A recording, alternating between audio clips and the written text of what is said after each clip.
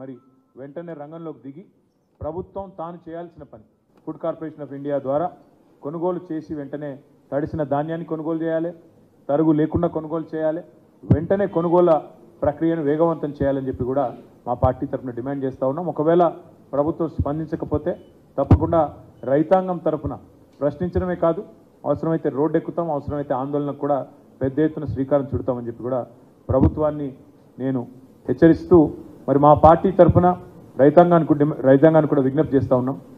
మీరెవరూ ఆందోళన పడాల్సిన అవసరం లేదు. మీ తరఫున కేసీఆర్ గారు బీఆర్ఎస్ పార్టీ యంత్రాంగం మొత్తం ఉంది. మీరు ఎక్కడికి పిలిచినా వస్తాం, మీరు ఎప్పుడు పిలిచినా వస్తాం. మీరు మీ పక్షాన మీకు న్యాయం జరిగేంత వరకు క్వింటాల్కు 500 రూపాయల బోనస్ ఇస్తా అని బోగస్ మాటలు చెప్పిన ఈ ప్రభుత్వం దిగొచ్చేంత వరకు, మీకు న్యాయం చేసేంత వరకు మీ తరఫున ఉంటాం. మీకు రుణమాఫీ జరిగేంత వరకు మీతో ఉంటాం. మీకు బోనస్ వచ్చేంత వరకు మీతో ఉంటాం. మీ తడిసిన ధాన్యాన్ని కొనుగోలు ప్రతి గింజ దాకా కొనుగోలు చేసేదాకా కూడా వదిలిపెట్టం. కొనుగోలు కేంద్రాల్లో ఈ ప్రక్రియ వేగవంతం అయ్యేదాకా కూడా వదిలిపెట్టం. ప్రజల తరఫున రైతుల తరఫున మేము మీ పక్షాన నిలబడి మాట్లాడుతూనే ఉంటామని చెప్పి కూడా విజ్ఞప్తి చేస్తూ ఎవరు అధైర్యపడవద్దని, ఎవరు కూడా మరి ఆత్మస్థైర్యాన్ని కోల్పోవద్దని చెప్పి కూడా ఈ సందర్భంగా విజ్ఞప్తి చేస్తూ ఉన్నాం. కష్టాల్లో ఉన్నప్పుడే తప్పకుండా ధైర్యంగా ఎదుర్కోవాలి. కాబట్టి తప్పకుండా మీ అందరి పక్షాన బీఆర్ఎస్ పార్టీ ఉన్నది, కేసీఆర్ గారు ఉన్నారనే మాట కూడా గుర్తు చేస్తూ ఉన్నాం.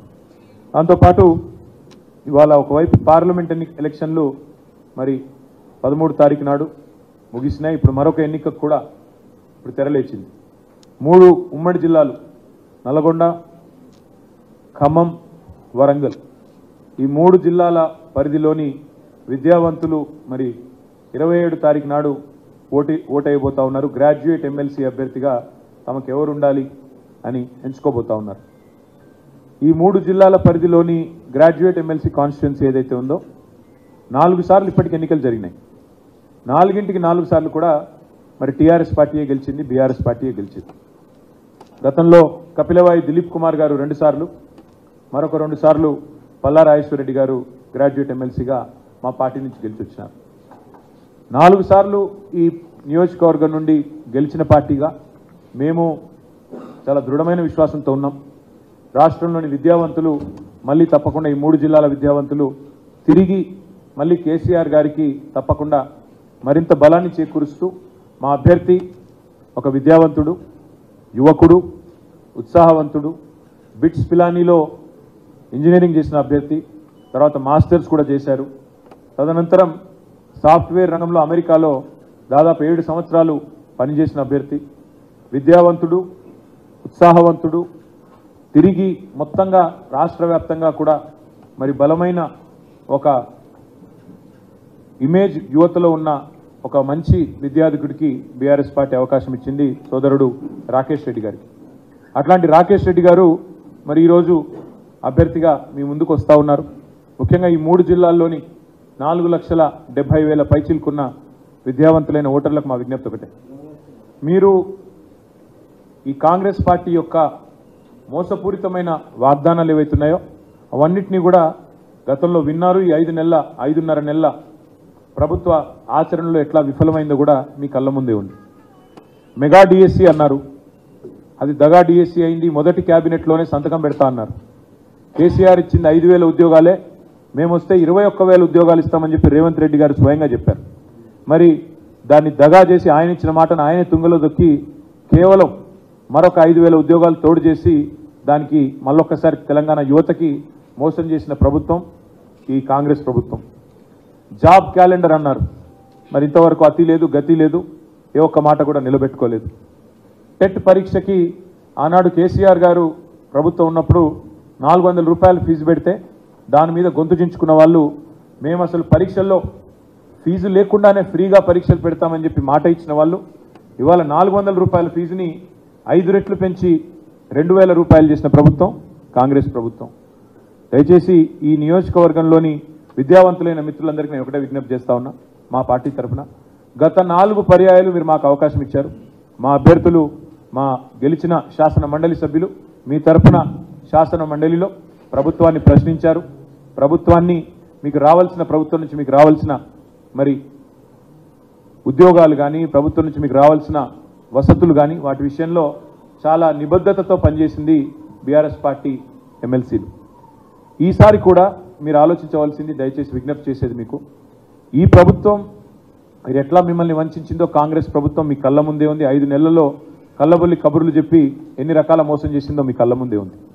అదేవిధంగా 9.5 ఏళ్ల కేసీఆర్ గారి ప్రభుత్వంలో ఏ రకంగా విద్యా వ్యాప్తికి, ఏ రకంగా మౌలిక వసతుల కల్పనకు కేసీఆర్ గారి ప్రభుత్వం పనిచేసిందో కూడా మీ కళ్ళ ముందే ఉంది. ఈ 3 జిల్లాల్లో ఉదాహరణకి నల్గొండ జిల్లాని తీసుకుంటే, నల్గొండ జిల్లాలో బీఆర్ఎస్ ప్రభుత్వం ఏర్పడక ముందు ఒక్క మెడికల్ కాలేజ్ కూడా లేదు. కానీ బీఆర్ఎస్ ప్రభుత్వం వచ్చిన తర్వాత కేసీఆర్ గారి నాయకత్వంలో 3 మెడికల్ కాలేజీలు ఒక్క జిల్లాలోనే ఏర్పాటు చేసుకున్నాం. అదే మాదిరిగా కొత్త జిల్లాల ఏర్పాటు మాత్రమే కాకుండా ప్రతి జిల్లాలో విద్యా వ్యాప్తికి, విద్యావంతుల అభ్యున్నతికి చాలా చిత్తశుద్ధితో పనిచేసింది కేసీఆర్ ప్రభుత్వం. భారతదేశంలోనే అత్యధికంగా ఉద్యోగులకు, ఉపాధ్యాయులకు పే స్కేల్ ఇచ్చింది. 73% మరి ఆనాడు ఫిట్మెంట్ ఇచ్చింది బీఆర్ఎస్ ప్రభుత్వం. అదే మాదిరిగా 2 లక్షల ఉద్యోగ నియామకాలు. ఇవాళ రేవంత్ రెడ్డి గారు ఎంత పచ్చి మోసం చేస్తూ ఉన్నారంటే, కేసీఆర్ ప్రభుత్వం ఇచ్చిన 30,000 ఉద్యోగాలు కూడా నేనే ఇచ్చినానంటూ, అసలు ఒక నోటిఫికేషన్ ఇవ్వకుండా, ఒక్క పరీక్ష కూడా కండక్ట్ చేయకుండా 30,000 ఉద్యోగాలు నేనే ఇచ్చినానని ముఖ్యమంత్రి గారు బొంకుతుంటే, పచ్చి అబద్ధాలు చెప్తుంటే పత్రికల్లో, టీవీలలో నిజంగా నవ్వాల ఏడవాల తెలియని పరిస్థితి. ఒక సంవత్సరంలో 2 లక్షల ఉద్యోగాలు ఇస్తామన్నారు రేవంత్ రెడ్డి గారు.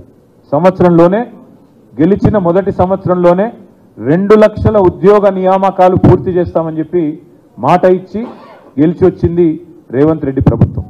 అందుకే విద్యావంతులైన మీ అందరికీ నా విజ్ఞప్తి, ఈ ప్రభుత్వానికి ఇప్పటికే 5 నెలల కాల పరిమితి ముగిసింది. ఇంకా 6 నెలల్లో 2 లక్షల ఉద్యోగాలు భర్తీ చేయాలి. మరి 2 లక్షల ఉద్యోగాలు భర్తీ కావాలి అంటే ప్రశ్నించే గొంతు ఉండాలి, ప్రశ్నించే పార్టీ ఉండాలి, ప్రజలకు న్యాయం జరగాలి, విద్యావంతులకు న్యాయం జరగాలంటే ప్రశ్నించే రాకేష్ రెడ్డి లాంటి ఉత్సాహవంతుడైన యువకుడు శాసన మండలికి రావాలి. ఇవాళ కావాల్సింది అధికార స్వరాలు కాదు, కావాల్సింది ధిక్కార స్వరాలు, కావాల్సింది తప్పకుండా ప్రశ్నించే స్వరాలు, తప్పకుండా ప్రభుత్వాన్ని నిలదీసే స్వరాలు కావాలి. అందుకే శాసన మండలిలో ఒక యువకుడు, ఉత్సాహవంతుడు, డెఫినెట్గా మీ అందరికీ కూడా రేపటి రోజున మేలు చేయగలిగే విద్యావంతుల తరపున మరి ఒక బ్లాక్ మెయిలర్ని ఎన్నుకుంటే రేపటి రోజున జరిగేది ఏంటంటే, మళ్ళీ ఆయన ఎప్పటికప్పుడు పార్టీలు మార్చడమే కాకుండా ఎప్పటికప్పుడు మీడియాను అడ్డం పెట్టుకుని బ్లాక్మెయిల్ చేసే ఒక వ్యక్తి అవతల వైపు కాంగ్రెస్ పార్టీ నుంచి పోటీ చేస్తూ ఉన్నాడు. ఆయన ఎప్పుడు ఏ పార్టీలో ఉంటాడో తెలియదు, ఎప్పుడు ఎవరిని నిందిస్తాడో తెలియదు. అట్లాంటి వ్యక్తులకు కనుక అవకాశం ఇస్తే, గతంలో మనం నల్లగొండలో నయీంని చూసినాం, మళ్ళీ అట్లాంటి వాడిని ఇంకోని తయారు చేసినట్టు అవుతుంది. ఇట్లాంటి వ్యక్తులకు కనుక అవకాశం చట్టసభల్లో ఇస్తే దయచేసి, అందుకే కోరేది ఒక యువకుడు, విద్యావంతుడు, ఉత్సాహవంతుడు, మరి అన్నింటికి మించి ప్రశ్నించే సత్తా ఉన్నవాడు, చదువుకున్నవాడు, ముఖ్యంగా పెద్ద ఎత్తున అవసరమైతే అమెరికాలోనే స్థిరపడి అక్కడే కోట్ల రూపాయలు సంపాదించుకునే అవకాశం ఉన్నా దానికి కాదని రాజకీయాల్లోకి వచ్చి, ప్రజా జీవితంలోకి వచ్చి ఇవాళ మీ ఆశీర్వాదం కోసం మీ ముందుకు వస్తున్న తమ్ముడు రాకేష్ రెడ్డి గారికి అవకాశం ఇచ్చి గెలిపించాలని కోరుతూ, మా పార్టీ పరంగా కూడా మా నాయకులందరం కూడా మీటింగ్ పెట్టుకున్నాం. మరి రాబోయే 10 రోజులు, ఎందుకంటే 25 తారీఖు లాస్ట్ ప్రచారానికి, ఈ 10 రోజులు కూడా అందరం కూడా ఎక్కడి వాళ్ళం అక్కడ కష్టపడదామని నిర్ణయం తీసుకున్నాం. మా పార్టీ పరంగా పూర్తి ఎఫర్ట్ పెడతాం. తప్పకుండా తమ్ముడు రాకేష్ రెడ్డి గారిని 3 జిల్లాల విద్యావంతుల ఆశీస్సులతో గెలిపించుకుంటామని చెప్పి కూడా ఆశాభావంతో మీ అందరికీ కూడా ధన్యవాదాలు. మీలో కూడా ఓట్లున్న వాళ్ళు కూడా దయచేసి మాకే ఓటేయాలని చెప్పి కూడా హృదయపూర్వకంగా విజ్ఞప్తి. Thank you.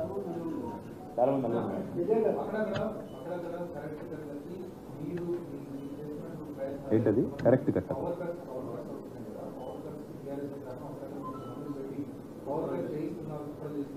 రేవంత్ రెడ్డి గారికి కేసీఆర్ గారికి తేడా ఏంటంటే, కేసీఆర్ గారు 10 ఏళ్ళు ప్రభుత్వాన్ని నడిపినా ఎన్నడూ ఒక పొల్లు మాట కూడా రాష్ట్ర ప్రభుత్వ ఉద్యోగుల గురించి మాట్లాడలేదు. ఎందుకంటే వారితో మాకున్నది పేగుబంధం.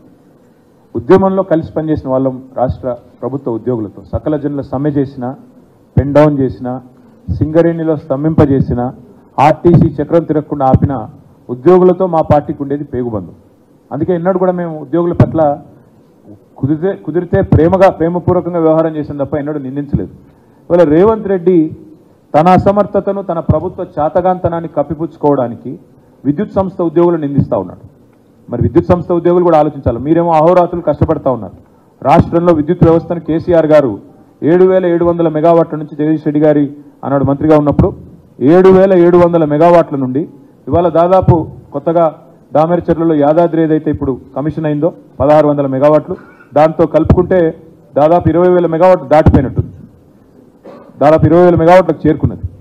అంటే విద్యుత్ సంస్థ ఉద్యోగుల కష్టం జెన్కో కానీ, ట్రాన్స్కో కానీ, డిస్కామ్లు కానీ అద్భుతంగా ఉంది కాబట్టే అక్కడి నుంచి ఇక్కడ దాకా వచ్చాం. అది గుర్తించకుండా, కామన్ సెన్స్ లేకుండా ఇవాళ తన చేతగానితనాన్ని కప్పిపుచ్చుకోవడానికి 10 ఏళ్లు కేసీఆర్ గారి ప్రభుత్వంలో కరెంటు కోతలు లేకుండా బ్రహ్మాండంగా ఏ ఉద్యోగులు అయితే నిర్వహించారో ఇవాళ ఆ ఉద్యోగులను నిందిస్తూ చిల్లర రాజకీయానికి ముఖ్యమంత్రి ఏదైతే పాల్పడుతున్నాడో ఆయన ఆలోచించుకోవాలి. ఎందుకంటే ఆయన విజ్ఞతతో మాట్లాడాల. ఇవాళ ఎలక్షన్ అయిపోయింది, ఎందుకు మాట్లాడుతున్నాడు ఇట్లా? తన చేతగానితనం బయటపడుతుందనా? అదే చెప్తున్నా బ్రదర్, ముఖం బాగాలేకపోతే అద్దం బాలు కొట్టినట్టు వెనకటికేవడం అట్లున్నది కథ. ఇది ఆయనకు చేత కాదు ప్రభుత్వాన్ని నడపడం. ఏ ప్రభుత్వాన్ని అయితే కేసీఆర్ గారు సమర్థవంతంగా నడిపారో, ఏ డిస్కంలను అయితే నడిపారో, ఏ డిస్కంలో ఉద్యోగులు అయితే అహర్నిశలు శ్రమించి ఆఖరికి శ్రీశైలంలో పంప్ హౌస్ మునిగిపోతే కూడా, కష్టమైతే కూడా, నష్టం జరిగితే కూడా, ప్రాణ నష్టం జరిగితే కూడా అహర్నిశలు శ్రమించింది ఇదే ఉద్యోగులు. వాళ్ళని ఇవాళ నిందిస్తూ రాష్ట్ర ప్రభుత్వ ఉద్యోగులను ఇన్సల్ట్ చేయడం అనేది ముఖ్యమంత్రికి తగదు. ఇకనైనా రేవంత్ రెడ్డి గారు తాను ముఖ్యమంత్రి అనే విషయాన్ని గుర్తు తెచ్చుకుంటే మంచిది. ఇంకా ప్రతిపక్షంలో లేడు. ప్రతిపక్షంలో ఉన్నప్పుడు ఇట్లే గావు కేకలు పెడబొబ్బలు. అప్పుడు పోలీసు వాళ్ళని తిట్టిండు, ఉద్యోగులను తిట్టిండు, కొంతమంది తొత్తులు అన్నాడు, మళ్ళీ ఐఏఎస్ అధికారులను తిట్టిండు, బీహారీ గ్యాంగులు అన్నాడు, ఇంకా కూడా అదే దిక్కుమాలిన మాటలు మాట్లాడుతున్నాడు. ఇది మంచిది కాదు. ఇప్పుడు ఆయన ముఖ్యమంత్రిలాగా మాట్లాడాలా? ప్రభుత్వాధినేత తన కింద పనిచేసే వాళ్ళు తానే నమ్మకపోతే, తన పరిధిలో పనిచేసే ప్రభుత్వ ఉద్యోగులను తానే నమ్మకపోతే, ప్రభుత్వ ఉద్యోగులను తాను గుర్తించకపోతే దారుణం. నిన్న నారాయణ ఖేడ్లో నేను చూస్తూ ఉంటాను. నిన్న నారాయణ ఖేడ్లో టీచర్ల మీద లాఠీచార్జ్ చేస్తారండి. నారాయణ ఖేడ్లో నిన్న ఏం చేసిండ్రు? టీచర్లు పోలింగ్ డ్యూటీ చేసిండ్రు. పోలింగ్ డ్యూటీ చేసినాక దానికి సరిపడా వేతనం మీద ఉంటుంది, ఆ వేతనం ఇవ్వాలా, అది ఇవ్వలేదు. ఇవ్వకపోగా అడిగితే వాళ్ళ మీద లాఠీచార్జు. ఒకవైపు టీచర్ల మీద లాఠీచార్జు, ఇంకోవైపు విద్యుత్ ఉద్యోగుల మీద నిందలు. ఇది కరెక్టా? ఒక ముఖ్యమంత్రి చేయాల్సిన పని, ఇది ప్రభుత్వం చేయాల్సిన పని. ప్రభుత్వం తన దగ్గర పనిచేసే ఉద్యోగులను సమర్థవంతంగా వారి దగ్గర పని తీసుకోవాలి, ప్రజలకు సేవ చేయాలి. ఆ పని చేయకుండా ప్రతిపక్షాలను నిందిస్తే ఏమొస్తుంది ఆయనకి?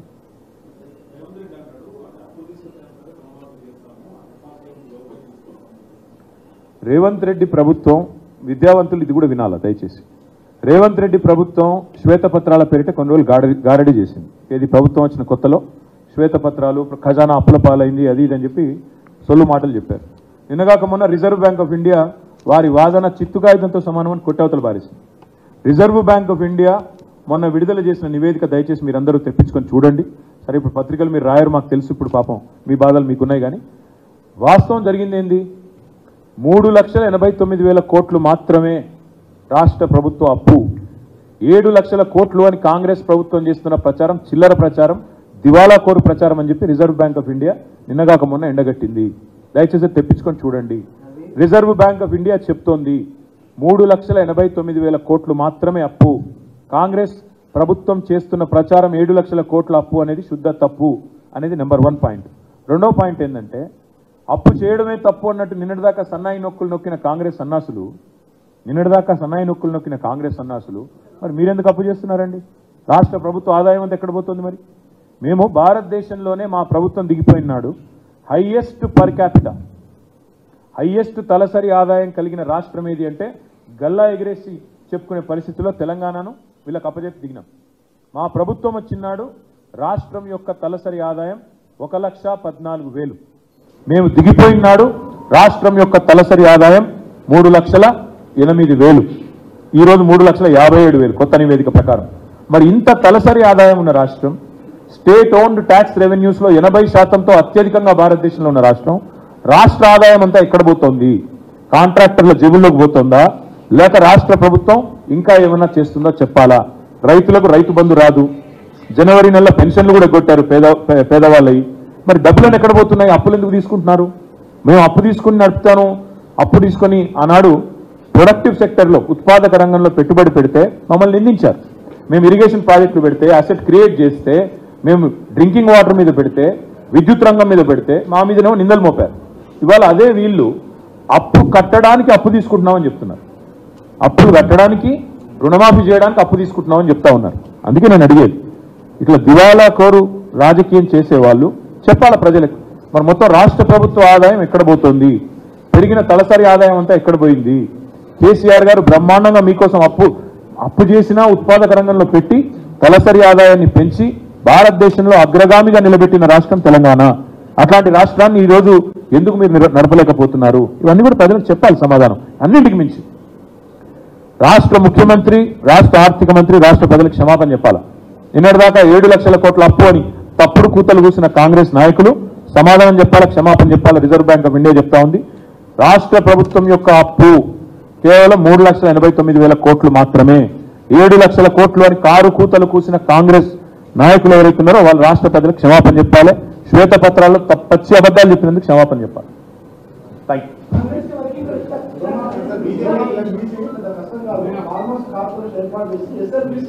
సరే, అవన్నీ చూద్దాం. నేను అనేది అదే, రుణమాఫీ ఆయన మొదలు డిసెంబర్ 9 అన్నాడు.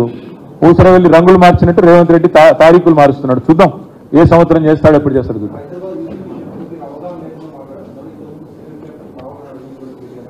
మళ్ళీ చెప్తా ఉన్నా, అవగాహన లేకుండా మాట్లాడేది ఎవరో జూన్ 4 తర్వాత తెలుస్తుంది. బీజేపీ కుట్రలు డెఫినెట్ గా రాష్ట్ర ప్రజలు అర్థం చేసుకున్నారు. వాళ్ళకి హైదరాబాద్ మీద వాళ్ళ ఆలోచన వేరే ఉంది. మీరు చూస్తారు ఏం జరగబోతుందో మీరు చూస్తారు. ఎవడెవడేదో వాగుతాడు, దాన్ని నేను ఏం చెప్తా.